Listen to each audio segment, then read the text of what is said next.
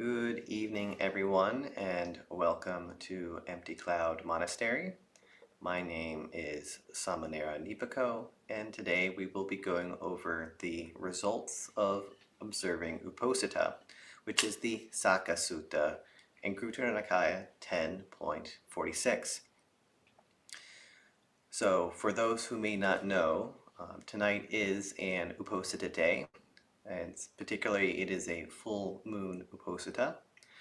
And for those that don't know what Uposatha entails, that is one of the things that I will go over as we read through this sutta. And at the same time, you will learn the wonderful benefits associated with it. So I will start with paying homage to the Buddha, our original teacher, and the reason why we are all gathered here today. Namo tassa bhagavato arahato samma sambuddhassa. Namo tassa bhagavato arahato samma sambuddhassa.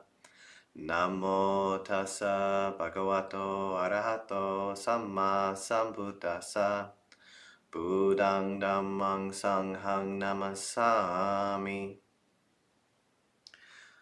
So, hello Dee or Diane rather. Hello Jayanki, hello Manal, hello Gregory, and hello to anybody who may be watching but hasn't greeted yet or will be watching this in the future. If you would like to read this sutta along with me, you can find a link to it in the description. Sakkasutta, with the Sakyans. Anguttara Nikaya 10.46. At one time, the Buddha was staying in the land of the Sakyans, near Kapilavatthu, in the Banyan Tree Monastery. Then, on the Sabbath, the Uposatha, several Sakyan lay followers went up to the Buddha, bowed, and sat down to one side. The Buddha said to them, "Sakyans, do you observe the Sabbath with its 8 factors?" So here the Buddha doesn't list what the 8 factors are, and I don't think he mentions it later in the sutta either, but either way, many people have heard of the 5 precepts, and the Uposatha precepts are basically an extension of that and something that you will commonly observe if you are doing residency at a monastery. Lay residents that come here and stay at Empty Cloud, usually from Wednesday to Sunday or Friday to Sunday, observe these precepts while they are here as well. And they are a way to support the deepening of your practice. So these precepts that I'll list in a moment are usually observed twice a month by lay people on the full moon Uposatha and the new moon Uposatha. Some particularly devout lay people will also take on the 8 precepts during the quarter moons between the full and the new moon. So what are these 8 precepts that the Buddha is going to speak about the benefits of to the Sakyan lay followers? First, Panatipata Veramani Sikkhapadang Samadhiyami. So this is when someone is taking a vow or a promise to abstain from killing. Adina Dana Veramani Sikkhapadang Samadhiyami. So this is where someone is choosing to not steal. Kame Sumichachara Veramani Sikkhapadang Samadhiyami.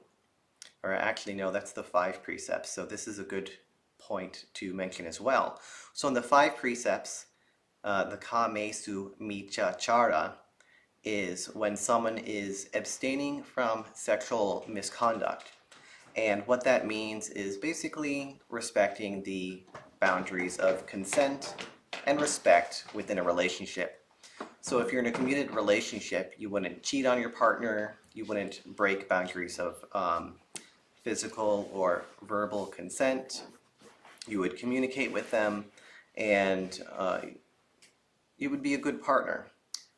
Likewise, you wouldn't, if you were single, for example, you wouldn't intentionally have relations with somebody that you know is married or in another relationship.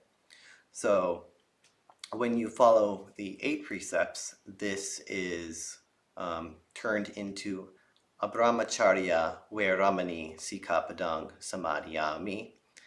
And you might pick up the word Brahma in there. So basically, when you are practicing celibacy, no sexual contact at all, you're practicing like the Brahmas, because they don't engage in such coarse forms of sensuality or any sensuality at all, actually, since they're outside of the sense realm. Then you have Musawada Veramani Sikapadang Samadhiyami. So committing to not lying.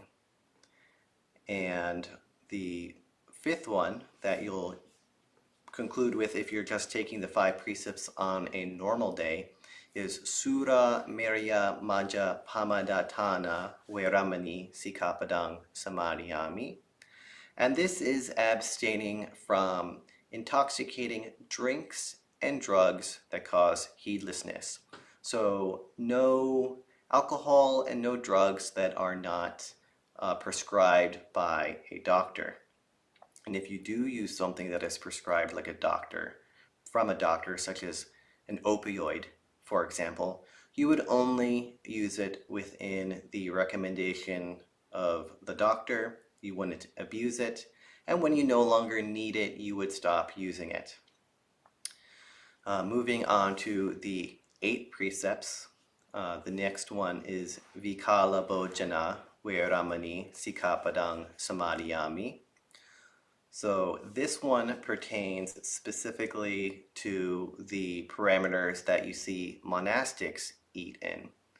So they only here at the monastery, and in many Theravada monasteries, if they're a Vinaya one, you'll see that they only eat between dawn and solar noon. So this time of year, that is roughly between 6:30 and 11:40. And this is a wonderful, wonderful practice. I recommend, even if you don't take the other ones, try this out sometime. Maybe you still have breakfast and you have lunch, but just don't have dinner.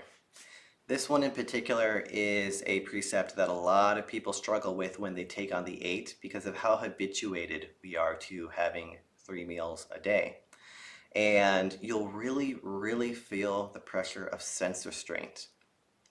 But at least in my experience when I was doing this as a layperson, by the time I was done, I was so happy I did it.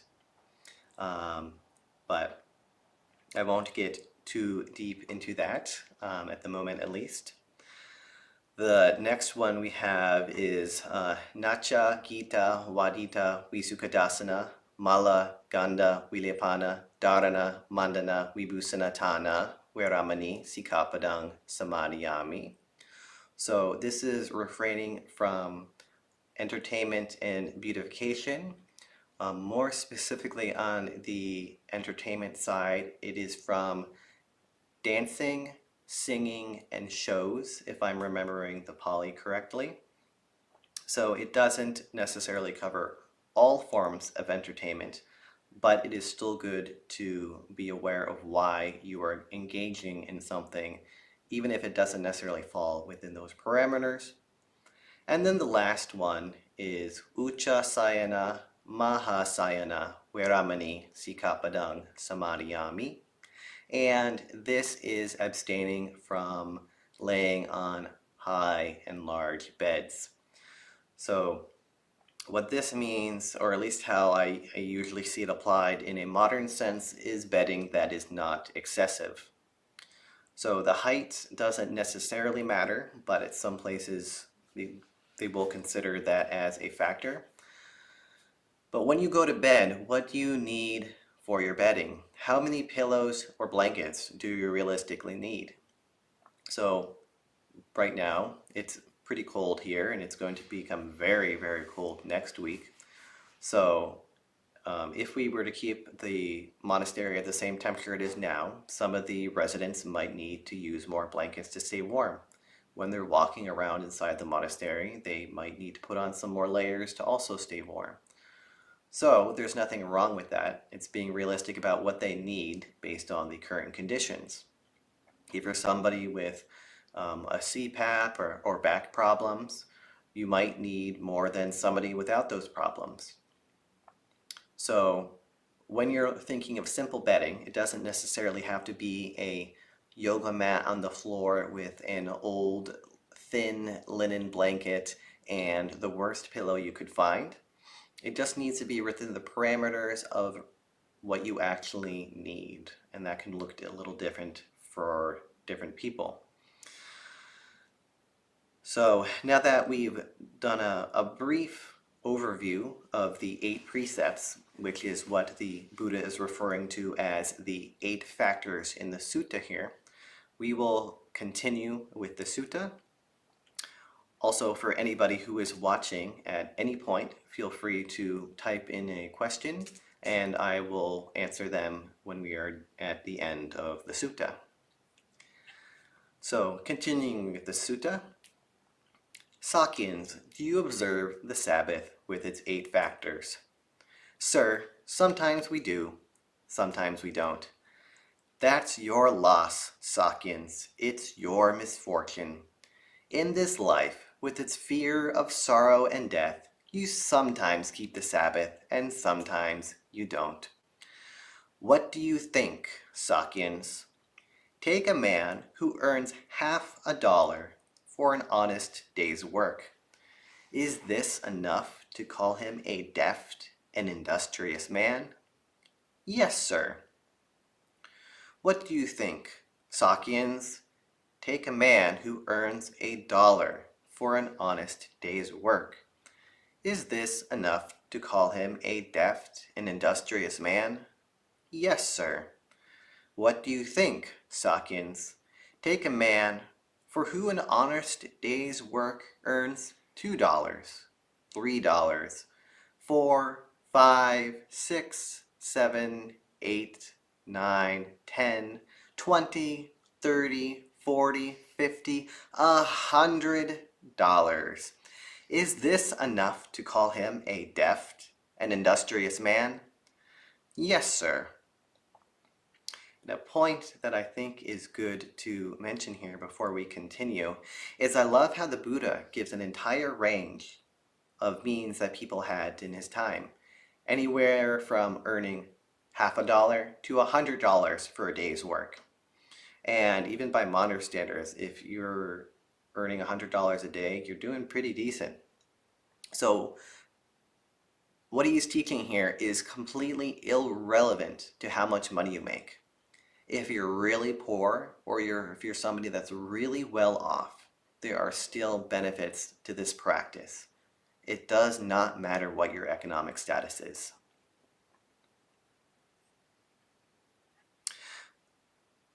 What do you think, Sakyans? Suppose that a man earned $100 or $1,000 every day and saved it up. If he lived for 100 years, would he not accumulate a large mass of wealth? Yes, sir. What do you think, Sakyans? Would that man, on account of that wealth, experience happiness for a single day or night, or even half a day or night?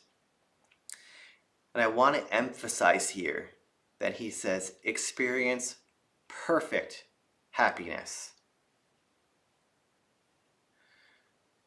Of course, there is a wage that is enough to make you feel comfortable, and so that when you come home from work, you don't necessarily have to be worrying about going table to mouth, so living paycheck to paycheck. There is a degree of comfort in that, but it only goes up to a certain point. So someone that doesn't have to worry about how they're going to pay their bills paycheck to paycheck, even them, Would they have a day where they are perfectly happy? No downs, no worries, no negative emotions or bodily feelings. Would that monetary wealth protect them? Would that make them happy? And of course, the answer is no. I'm sure you can think of some very, very rich people that are in the current media that are not very happy. Even though they get everything they want or feel like they need, they're still not happy. And this is a good lead-in to what the precepts provide. Because of the safety that the Dhamma provides, the precepts provide a happiness that physical wealth can't. It's a spiritual nourishment that the more you water it, the more you tend to it, and the more you allow it to grow, the more secure your happiness will be, because it's not dependent upon money or things. And even more importantly, it creates the karma to end karma, because it brings you in the direction of enlightenment. That's the goal. Even if you don't think it's something that you are going to achieve in this life, every single step you take in that direction is valuable. It is not wasted. So every time you observe the Uposatha, or even just take on a couple extra precepts, it doesn't even have to be all 8. That is another step in the right direction. It is another drop in the bucket that will eventually tip over when you have reached Nibbana in this lifetime or another one. Every little drop adds up. So continuing with the sutta. Would that man, on account of that wealth, experience perfect happiness for a single day or night, or even half a day or night? No, sir. Why is that? Because sensual pleasures, sir, are impermanent, hollow, false, and deceptive. So I had already started to touch on this a little bit. And whenever this gets brought up, especially if I'm speaking to lay people, I encourage them to explore this, because it's not something that's readily apparent. If it was super obvious that sensual pleasures were or are impermanent, hollow, false, and deceptive, I think everybody would want to become a monk. But most people don't, and most people never will. So why does the Buddha say this? For impermanence, a very, very common example that you'll hear about is food, for example. You could have the most delicious, nourishing food made with the most love and care by your grandma or your mom or your dad or whoever, and it'll only last a couple of minutes. I remembered when I would be at Thanksgiving with my family, it would take like maybe 20, 30 minutes to eat after 7 or 8 hours of putting effort into that really big feast. And my dad would always say, all that effort for 30 minutes of gratification. And he's not even a Buddhist. And it's so true. How much time do you spend a day cooking? Or if you're not the one cooking, how much time does somebody in your life spend time cooking for breakfast, lunch, and dinner? It was such a time sink for me. When I was a layperson, and even before I went on the Uposatha days 24/7, it was like, wow, this opens so much time for me when I only take in nourishment in the morning. This is great. So you can also reflect on the drawbacks. Another example for impermanence, actually before I move on to that as well, there is a fun story that I'm going to be paraphrasing a little bit that I've heard Ajahn Jeff share in his videos before and in some of his articles. So when he was a young monk in Thailand, there was this salesperson that would come by every day saying, today's dumplings are better than yesterday's dumplings, every day.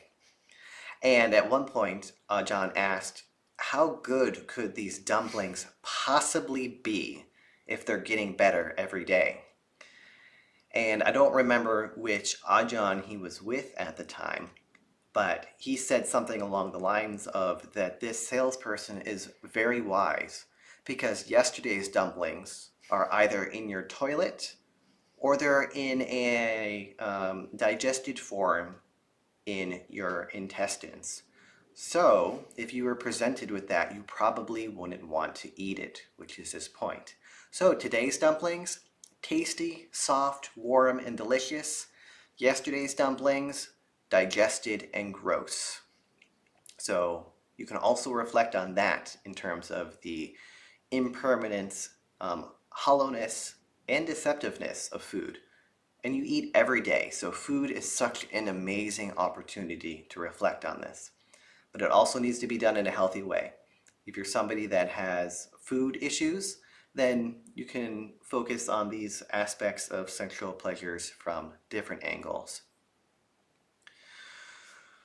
So other ideas for that, you could think of your favorite TV show. I hear well, maybe not all the time, but quite frequently a show will be very popular on Netflix, and then they decide not to make another season, so it's just stuck on some cliffhanger and you never know what happens. Or I know when I was still a layperson, there was a really popular series where the first couple seasons were really, really great, and then the last one was awful. So even if something is really good now, it doesn't mean the writers will continue to be good later. It can end in a completely disappointing way. This beautiful sunset that you're looking at, or sunrise or scenery, it's not going to last either. That picturesque moment that you have lasts maybe a minute. And if you come back tomorrow, you can't guarantee it's going to be the same thing.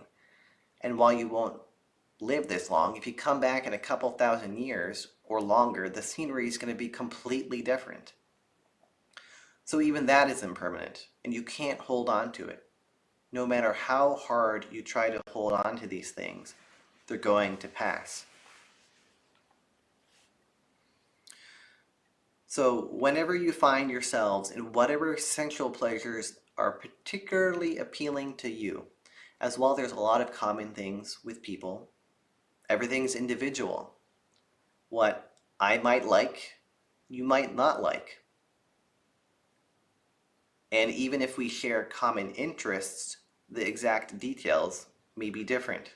So when you find yourself really, really enraptured by some sort of sensual pleasure, you can reflect on this. How is this impermanent? How is this hollow, false, and deceptive? What is the unpleasant part of this sensual pleasure?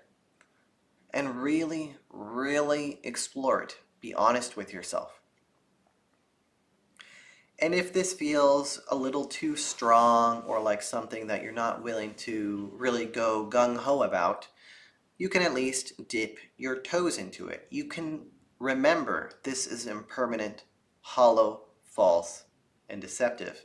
And just by remembering that, that can take some of the pressure off, and maybe you might not act out on the sense pleasure. Again, as a very common example, food. Maybe you'll decide, you know what? I don't do well with gluten. I don't do well with dairy, so I'm actually not going to take that cake. I am not going to take that ice cream. Or I'm going to go with a dairy-free alternative that I don't think is quite as tasty. So just shifting your choices. And while this might not sound like a big deal, the more you do this, the deeper that your reflection on these aspects of sense pleasure will go. And at some point, you'll feel comfortable to do more than just dip your toes in. So slowly, slowly, slowly, you're watering it. You're strengthening that muscle. And at the same time, in that example of abstaining from the cake or from the dairy ice cream, you're also strengthening your sense restraint. So that's a 2-for-1 deal. And you also want to start on the small things. Like for example, to go back to the ice cream thing again, ice cream is a relatively small thing for most people, and same with cake. It's safe. If you don't eat it, you'll be fine. By taking those little steps, abstaining from those little things, that'll allow you to grow more confident in your ability to do the bigger things, however they may look for you in your personal life. You don't want to start by trying to race up a mountain. You gotta be able to crawl and walk before you can run, let alone run up a mountain. So build up your confidence, be gentle yet firm, and don't give up. You have to start from wherever you're at. If you try to start from somewhere you're not at, you'll just discourage yourself and end up potentially having regression. So continuing with the sutta. But take one of my disciples who lives diligent, keen, and resolute for 10 years, practicing in line with my instructions. So before I continue with this as well, just peeking over at the Pali, he doesn't say bhikkhus in here. So when he's saying disciples, that includes you. That includes the lay people. This is a teaching that applies to lay people and monastics. They can experience a perfect happiness for 100 years, 10,000 years, or 100,000 years. So this means one of the Deva realms, or potentially one of the Brahma realms. Although if you're a Brahma, you're going to be living a lot longer than 100,000 years. And they could become a once-returner, or a non-returner, or unfailingly a stream enterer. So by practicing the 8 precepts, you can have absolute safety by obtaining at least, by realizing at least, stream entry, true safety. Good rebirth is nice, but you never know what you're going to get after that, especially if in that life you don't continue to do good deeds.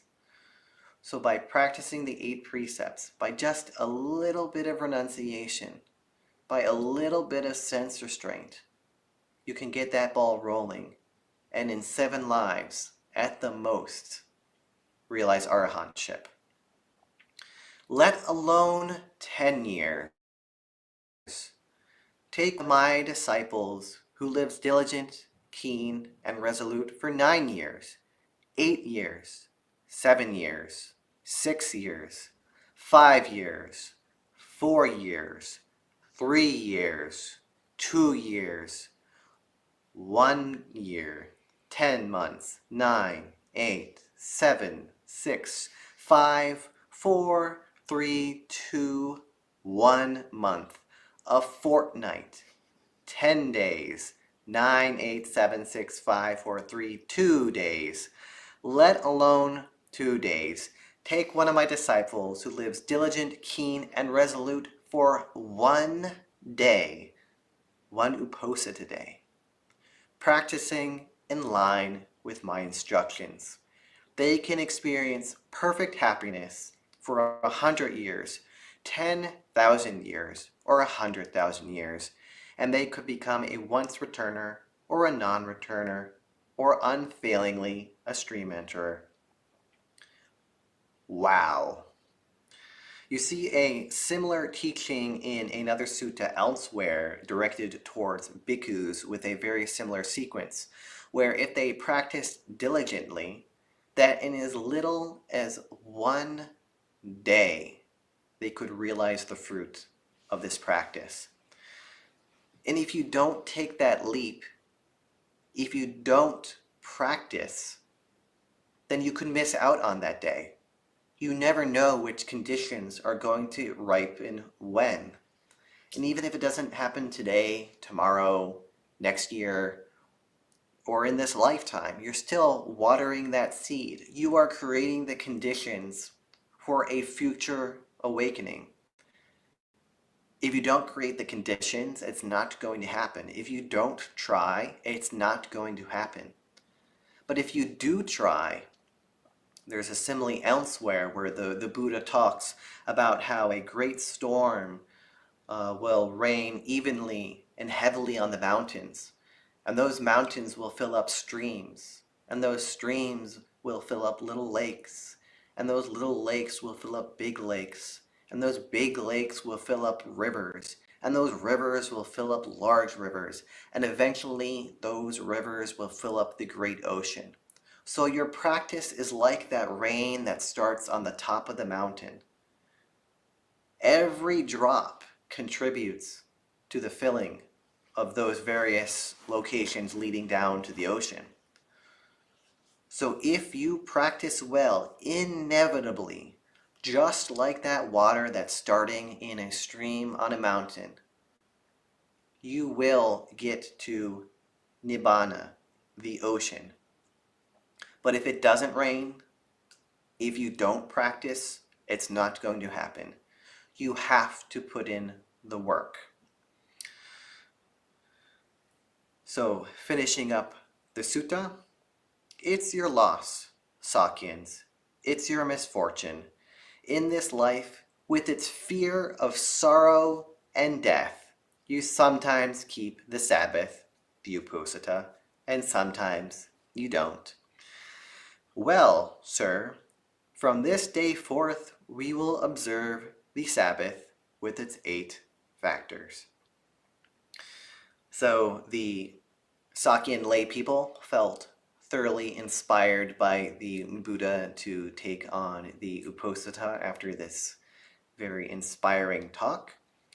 Hopefully you feel so as well. Have some urgency in your practice picking up. So some thoughts that I have about what made Uposatha successful or not for me when I was still a layperson. See if you can find a buddy to practice Uposatha with. There are some thriving online communities that you can join to find people to do these sorts of things with. In particular, the ones that come to mind are Clear Mountain Monastery. They have a very large Discord through Ajahn Nisabo and Ajahn Kovilo.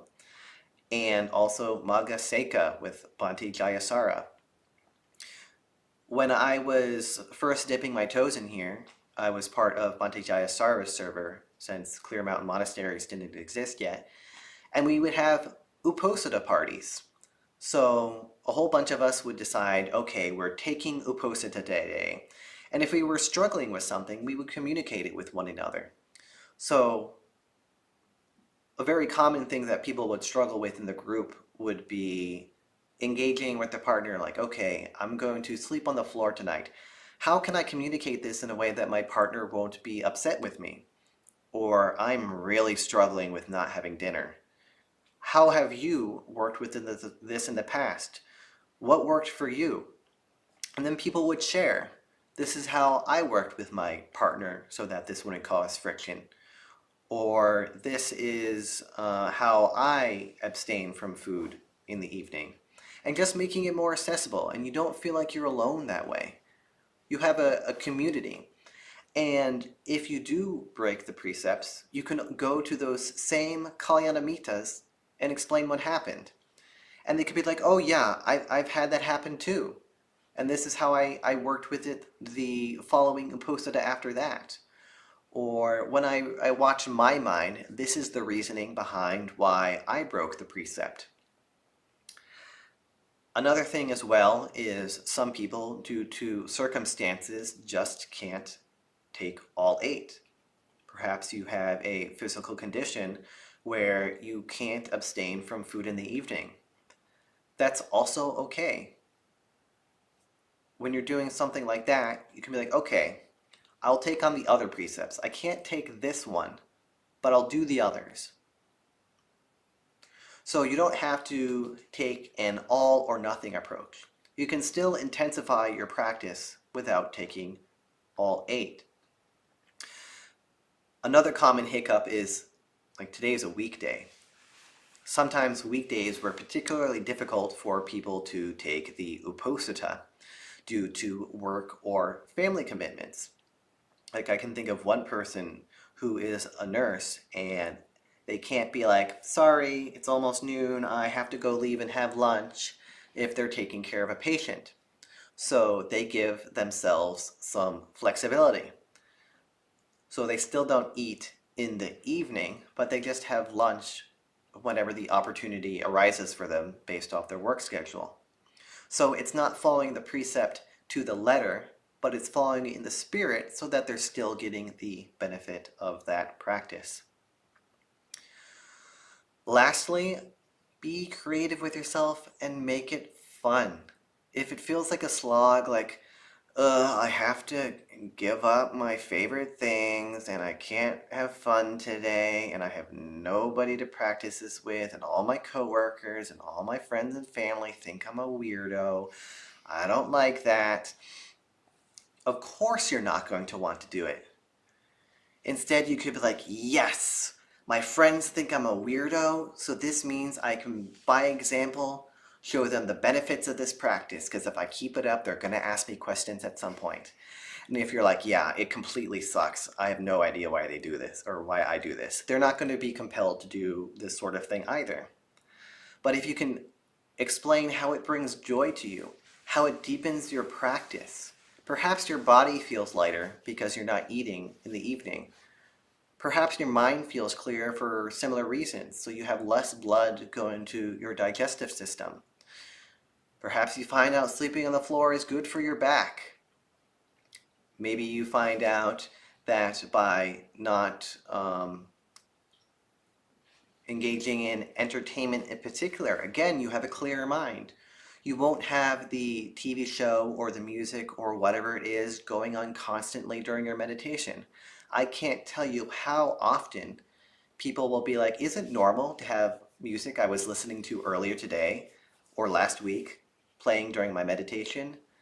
Yes, of course. These things are meant to stick in your mind. And if you're engaging with them constantly, it's like shaking a can of rocks. It's gonna just keep going. It's going to make a lot of noise.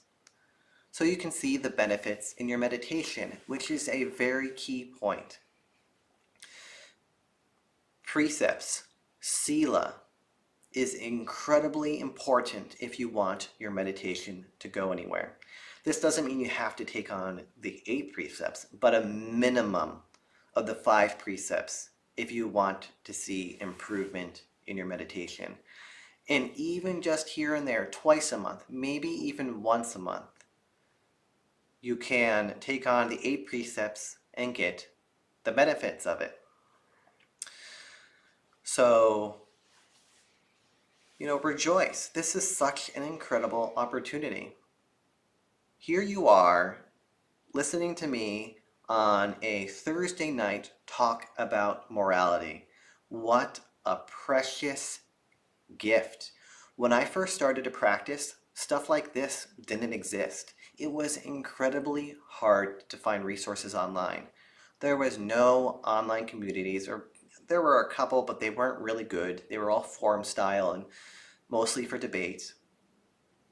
There was very few podcasts. There was very few Dhamma talks. Sutta Central didn't exist yet, and access to insight was in its baby state. And then when Sutta Central did exist, it was awful to navigate in the old days. So here you are with some very polished resources, with so many bhikkhus and bhikkhunis, so many lay communities that you can use to enrich your practice. What a precious opportunity to not waste. Use it well.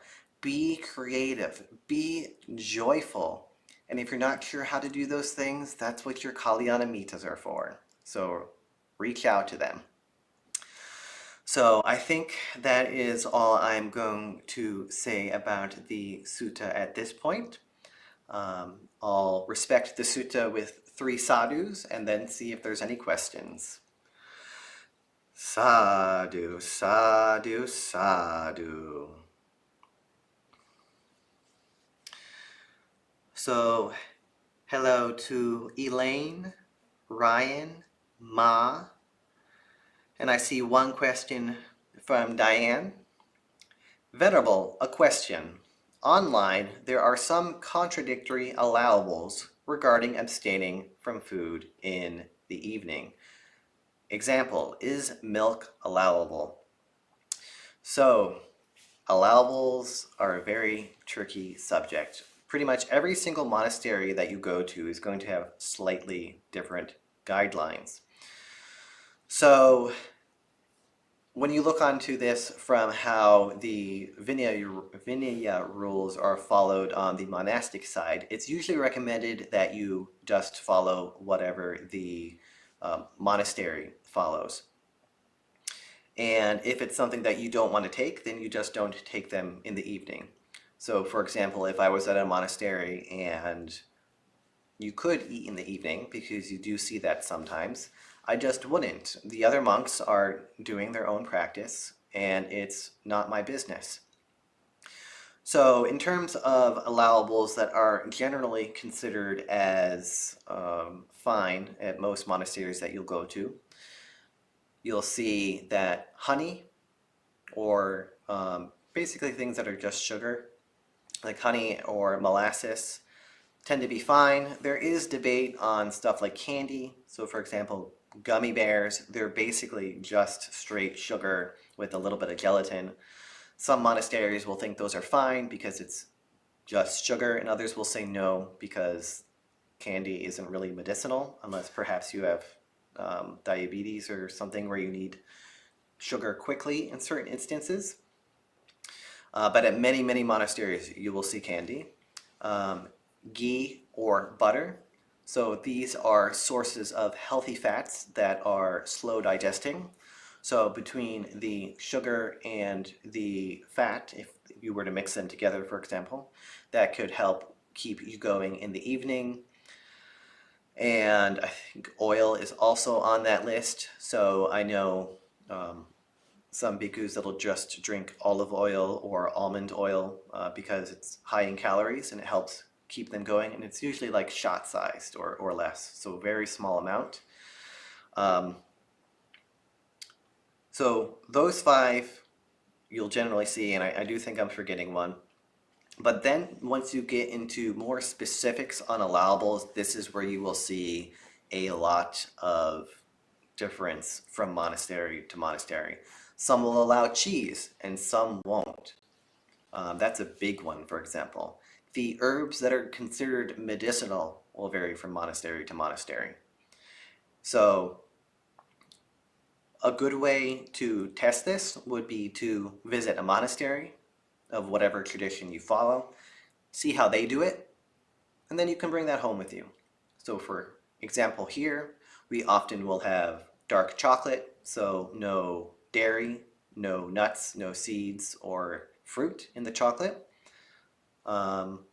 So usually this will mean like 70% or higher. A debated point on chocolate is if it is the last ingredient or close to a last ingredient. They're so like milk. If it's that low on the list, there's many bhikkhus that are like, that's totally allowable. It's inconsequential. Then you'll see other bhikkhus or bhikkhunis that say, no, it's on the ingredient list, so it's not allowable. So that's a judgment call you can make yourself. We'll also have kombucha, fruit juices, coconut water, ghee, cocoa powder, seaweed, and some monasteries you'll also see gelatin, which we've started to have here, but not until recently.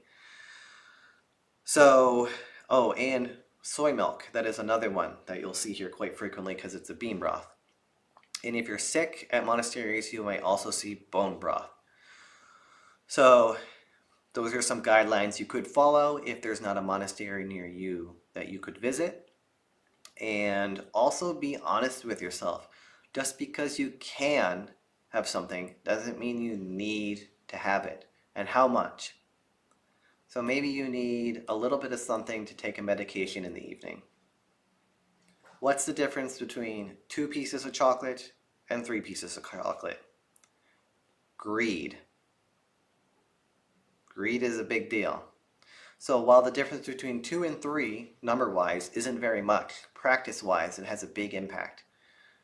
So be realistic with yourself on what you actually need and just take that much. Don't make yourself sick. That would defeat the purpose of medicinals. Hello, Miguel. Elaine says, Sadhu, sadhu, sadhu. This is such a timely talk for me as I am starting to do confessions with an online Kalyanapita and observing Uposatha. So this is another great thing to do. I imagine, Elaine, you might be doing this through Clear Mountain Monastery. Highly recommend people find a confession buddy with either an online community or people you know in person, because this is a good, positive peer pressure for keeping your precepts and even engaging in Uposatha. Because if you're doing it by yourself, it can be like, sure, I broke the precept, but whatever. But if I have to confess to somebody that I did it in a joyful way, then that's more likely to make it that I keep it. And if I don't, then I can learn from it. Like, great, this happened, not a huge deal. I'm not going to die or fall apart or be beaten with a stick. I can explore this with this person I am building a relationship with, building trust with, and learn for next time, and they can benefit from it too. 7C Tube asks, Bhante, how to explain to others why Uposatha is observed and what benefits to expect? So I feel like I already answered this question with the talk in general, but in brief, it's going to depend upon your audience. So if you're talking to somebody that's not a Buddhist, this is where it would diverge from the talk. So when I still had my job, I was the weirdo at work that would only either have breakfast or lunch, or only lunch. And once I was on the 8 precepts much more regularly, they did have questions for me. So what I would tell to them is I would explain that it's a practice that helps out my meditation, and it's something that the Buddha encourages because it helps lead towards the final goal of Nibbana. And then I would very, very briefly explain Nibbana as freedom from greed, hatred, and delusion, and that the point of this practice is to support us in doing good deeds and not doing bad deeds, or as a way of taming the mind. And then I would explain the benefits that I personally saw. So me in particular, I am very prone to aversion. So I would get angry less often. When I was angry, it would be much less strong. Even before I started to practice in the Theravada tradition, my practice benefited me enough that when I was angry, I wasn't putting my foot in my mouth as often. So I was getting myself in trouble less. That meant my relationships were better. I was taking things less personally. My meditation was getting better. People around me saw that I was getting happier. So for the benefits, quite a few examples that you could explain to other Buddhists I gave earlier in the talk, but look at your own life as well. Why are you practicing? What benefits do you get out of it? And share that with them. Because it doesn't matter what benefits I say, it's much more compelling if you share the benefits that you get and what you think might be helpful for them to hear. So maybe you know a coworker or family member deals a lot with anger. So you could reflect that portion of it. Or maybe they deal with greed. So you could reflect that portion of it. Maybe you're somebody that's prone to delusion. So you could talk about how you have more clarity and you're able to see why you're doing something, or why it's not good for you to do something that you're going to act out on, which also ties into the greed and the aversion, because ultimately both of those are a form of delusion anyway. So think about what's appropriate, because how you talk to somebody that's not a Buddhist is going to be very different than how you talk to somebody that is a Buddhist. And don't just preach at people. Just do this if people ask. Otherwise, it can be a turn off, and people will be like, this guy's just some religious person trying to convert me.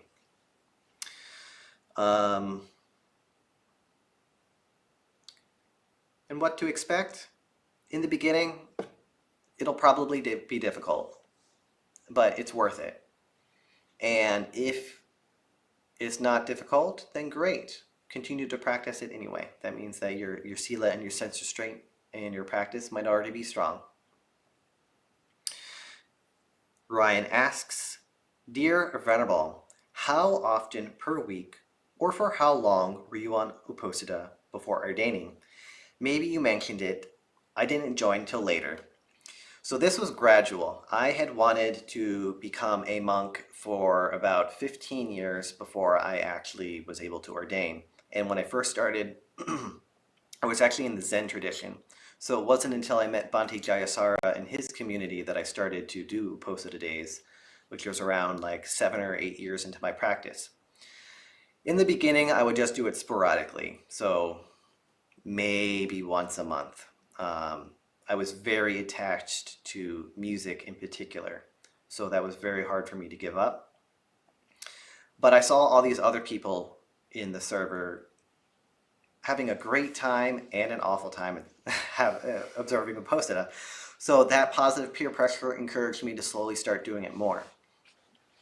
Then once conditions started to become more favorable, and I thought, okay, in a couple years, I'll probably be able to become a monk. My debt is pretty low and my dog is getting old. And especially once my debt was paid off, I was going hard at that point. So I started just doing it twice a month, every single month. And then once I felt like that was comfortable, I started to do it 4 times a month. And my other purpose for this was also to train my family, because I come from an Irish-Italian family, so food is really, really important. So this way I was still able to have dinner with them and explain to them how this was beneficial and why I'm doing it so often. And that way it also just wasn't like a sudden surprise to them.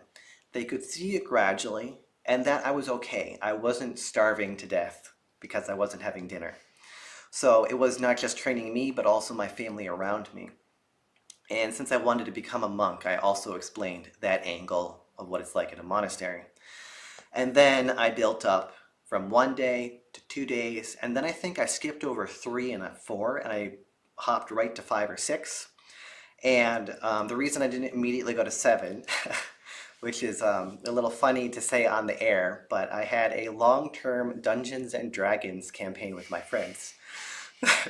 So I told them I will observe the other 7, and I won't have, well, how was it? I will observe the other 7, but within the precept about entertainment and beautification, I'll partake in entertainment. But if my dog dies before this campaign is over, I'm leaving. So I set that boundary where I was basically on the 8 precepts all the time, except once a week I would play Dungeons and Dragons with my friends. And that went on for maybe 2 years, 1.5 years, something like that. And then when we finished the campaign, maybe a month or 2 later, I took on the 8 precepts every single day. And that lasted about 1 year before I became an anagarika. And it was great. And at that point, since I had already built up the muscle so much, it was easy peasy. And it made moving into the monastery a seamless experience for me. Basically, the only thing that changed was my clothes, and eventually my name. So at first, just a little bit, and eventually every day. Okay, there's quite a few questions. So Ma asks, when I take the precept in the morning and I am hungry in the evening, what should I do to be distracted? Thank you, Bhante. So one thing to consider is, what are you eating in the morning, and Are you having just one meal or two meals?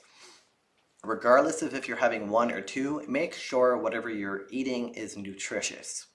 So if you're eating a lot of white carbs, for example, of course you're going to be hungry later in the evening.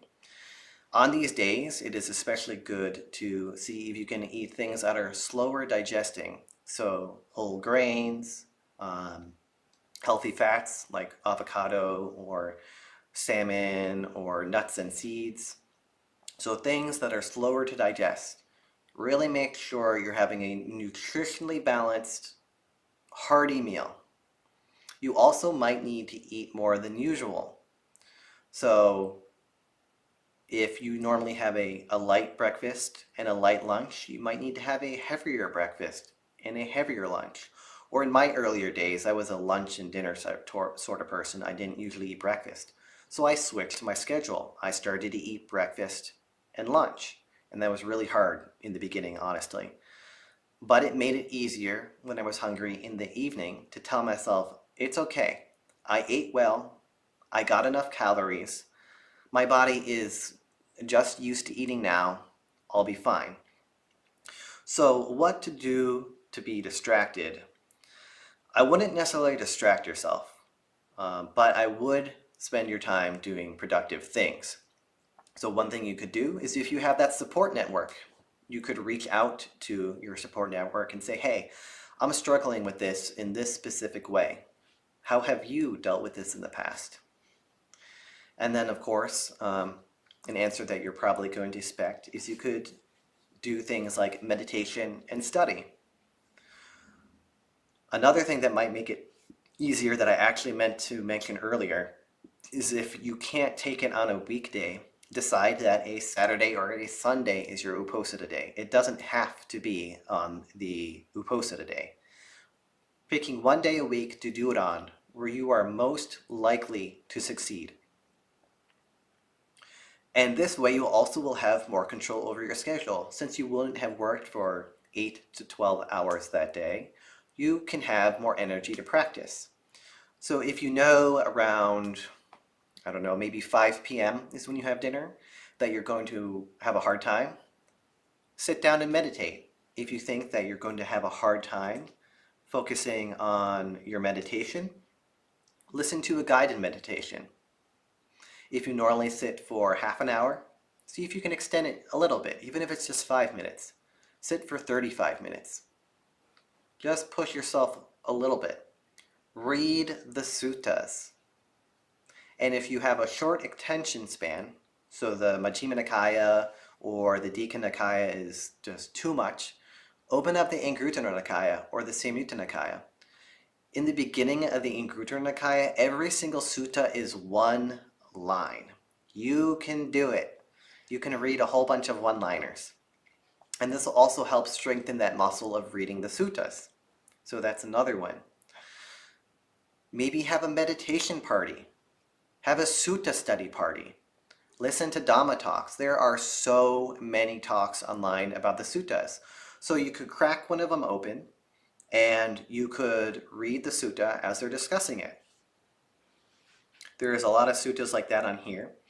And I actually, because I know some people are averse to reading the suttas but are happy to listen to them, on my channel I have been slowly reading through the suttas.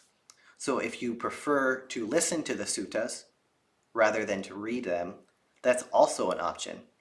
And if you go on Reading Faithfully's website, they also have a series of other resources where you can listen to the suttas.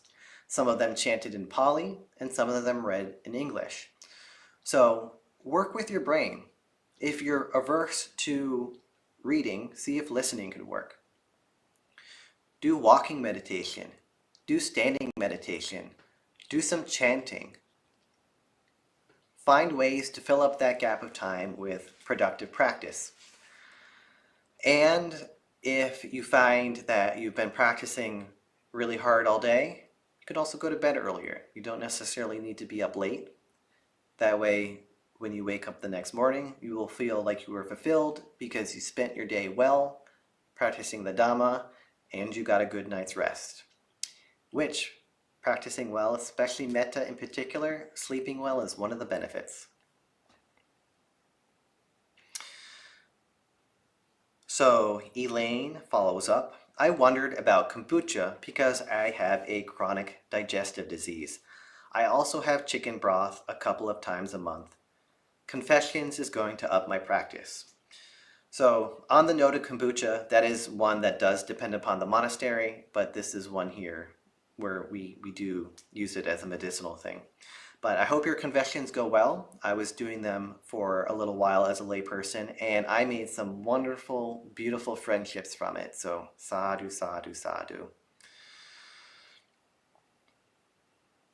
Olive asks, Venerables, do you have advice for young people wanting to stop gossiping as part of increasing their practice, but who are having trouble doing so within their friend group? So the first thing that comes to mind is imagine if people were gossiping about you. I was often the target of gossip when I was a kid, and even as an adult, but less so, and it hurt a lot. So if you found out that your coworkers or your family or your friends were gossiping about all your negative traits, or perhaps were coming up with things that weren't true, or holding things over your head of past mistakes you've made, but you have decided to not do again or are working on, how would that make you feel? You would probably feel pretty awful. So if you're gossiping about other people, you can put yourself in their shoes. This thing I'm about to say about this person, if I did this action, would I want my friends and other people I know to hang this over my head? Is this something where if it needs to be addressed, it's more appropriate for me to do it with them one-on-one? Is this not my business at all? And why are you doing it?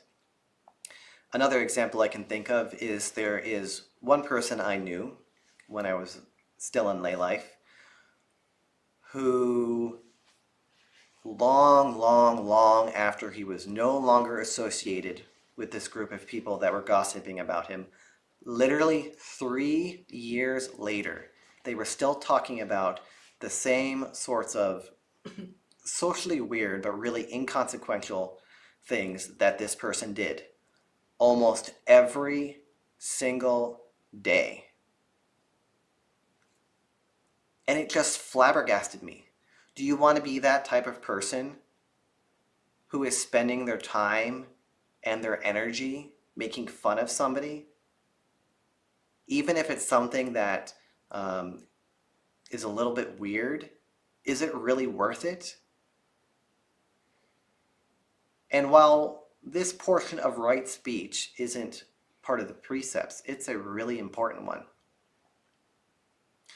And another thing you might need to do as well is evaluate the friends, and this one's a little bit more difficult and painful. Are they actually nourishing to you? And if the answer is yes, you might have to set up a boundary. Tell them, hey, I really appreciate my friendship with you. I really, truly value you guys, but I can't partake in this gossip. So you could say to them, I'm going to be stepping out of the room right now. Whenever you're done with this conversation, let me know and bring me back. Or you could say something like, hey guys, why don't we talk about something else? You know, this is silly. We've already gone over this before, especially if it's a repeating thing. And by doing this, this also acts as a mirror. I don't know who your friends are, so you'll need to engage skillfully, if this is a route you're going with, in a way that they can hear this. In a way that they will get less defensive, because they might get defensive anyway. And just act by example. If you're not doing this, if there are people worth being around, you will influence them. Good influences, kalyanamitas, make a world of difference, and you have the opportunity to be that. And if they're the type of people where it's just not going to change, if you think they actually aren't nourishing for you, then maybe you'll have to find new friends, which is also very difficult. So you'll have to see where you're at, you'll have to see where they're at, and go from there, and possibly have to make some tough decisions. And if not, if they're good friends, I think they'll support you in this. I think they will try to behave around you, and in doing so, you're also helping protect the right speech, at least while you're around. So that's a beautiful thing. But it really, really isn't a one-size-fits-all situation. It's going to heavily depend upon your friends and more specifics of the situation. And if nothing else, you don't have to engage. You can be quiet.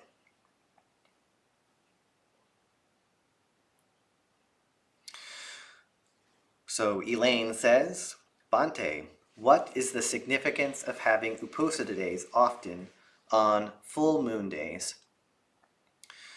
So if I remember correctly, it's because even before the Buddha's day, the 7th, or no, you remember the days? 14th and 28th, there we go. The 14th is definitely one of them. But first and whatever the days were, there was a set of days that the religious renunciates of the period would use as a holy day. The 8th, the 14th, and the 15th, 7C Tube says. But these days were considered days to increase your practice. So Buddhism adopted that and used these as days for Buddhist practitioners to increase their practice. And on a practical note, the moon is in the sky. So if the moon isn't there, that is a visual reminder. Today is a day to deepen my practice. When the moon is full, another visual reminder. Today is a day to deepen my practice. The quarter moons, same things you can see visually. Today is a day to deepen my practice. And it also provides structure. So if you don't have structure, it's harder to practice these things. And it is relatively frequent, but not so infrequent that it could be an inconvenience. Nowadays, people would consider once a week an inconvenience, but twice a month, 2 days, that's not bad. And by having that structure for both the monastics, as they have Uposatha duties as well, and the lay practitioners, that also encourages people who might not be so willing to do the practice to practice. This is why I mentioned community.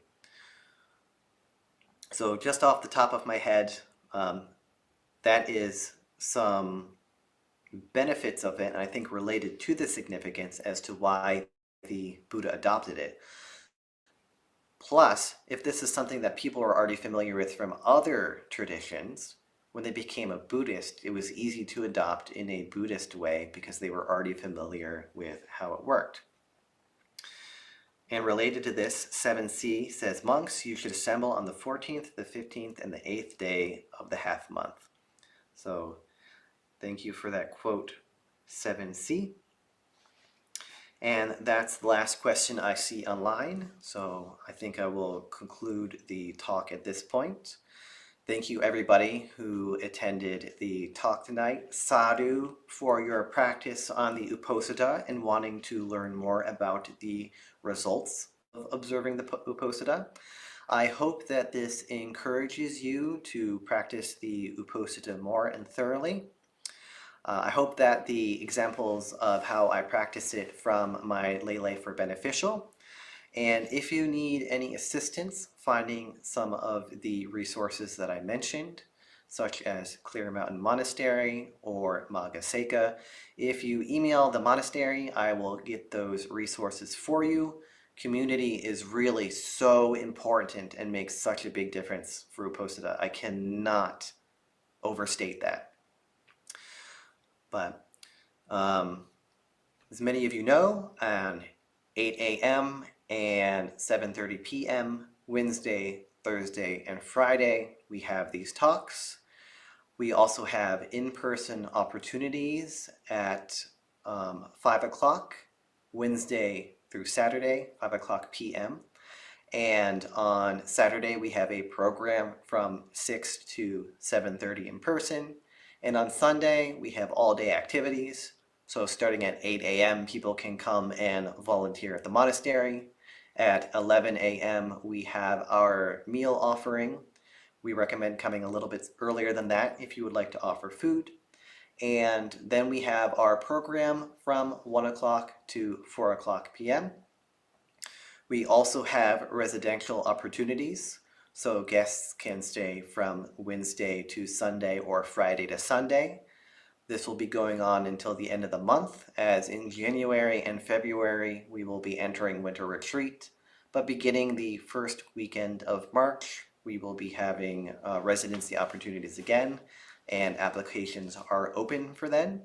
So if you are interested in deepening your practice of the 8 precepts, what better way than coming to Empty Cloud for 3 to 5 days? We would love to have you here and practice here with you.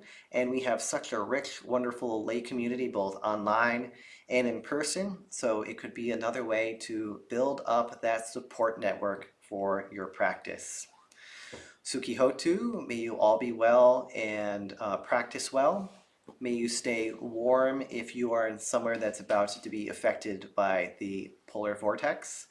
And until next time, it's always a pleasure being here with all of you.